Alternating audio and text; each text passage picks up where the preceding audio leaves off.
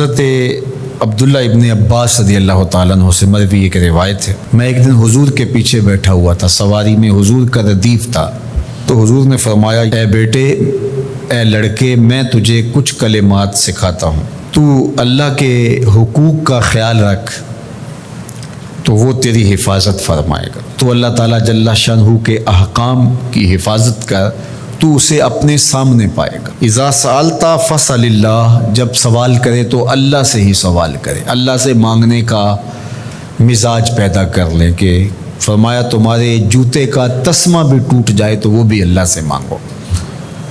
ضرور بازار میں جاؤ دکاندار سے، لیکن حقیقی طلب اللہ سے ہونی چاہیے۔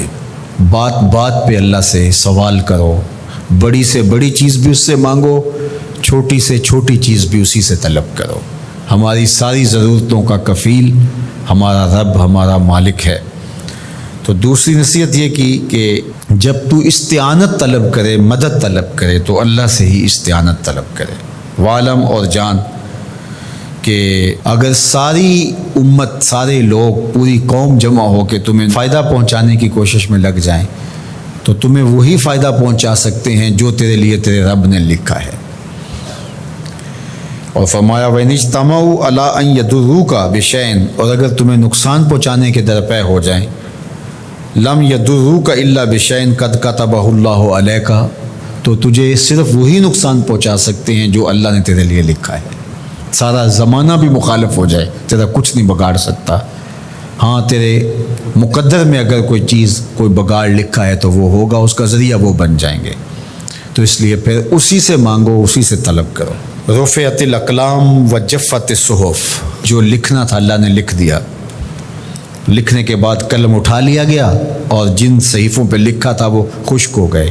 اب کتابیں بند ہیں، تو اس لیے اس نے تیرے لیے جو لکھا ہے وہ ہو کے رہے گا، تو خام خواہ لوگوں سے ڈرنے کی ضرورت نہیں ہے، اور تیرا فائدہ، تیرا نقصان اسی کے دستے قدرت میں ہے، تو اسی سے طلب کر، اسی سے مانگ۔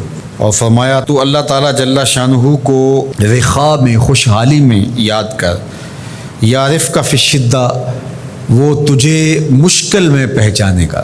یعنی جو شخص خوشحالی کے دور میں اس کے پاس دولت ہے، صحت ہے، تو اللہ تعالیٰ کو فراموش نہیں کرتا، اللہ اس کی بدحالی کے زمانے میں اس کو فراموش نہیں کرتا۔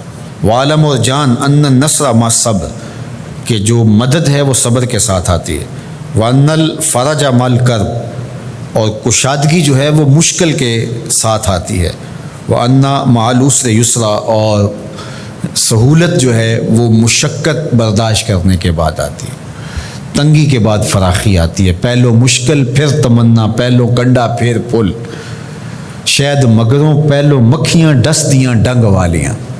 تو یہ سب ہوتا ہے، مشکلات، تکلیفیں، آلام، مصائب، ان سب سے گزر کر کے آسانیاں آتی ہیں۔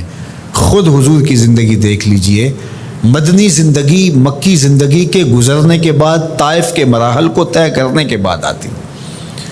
تو ہم ڈائریکٹ اگر چاہیں مکی زندگی کو اختیار کیے بغیر اور طائف کی مشکلات اور سنگلاخ راستوں سے گزرے بغیر مدنی برکتیں حاصل کرنا، تو وہ نہیں پا سکتے۔ تو یہ اللہ تعالیٰ نے ایک نظام رکھا ہوا ہے۔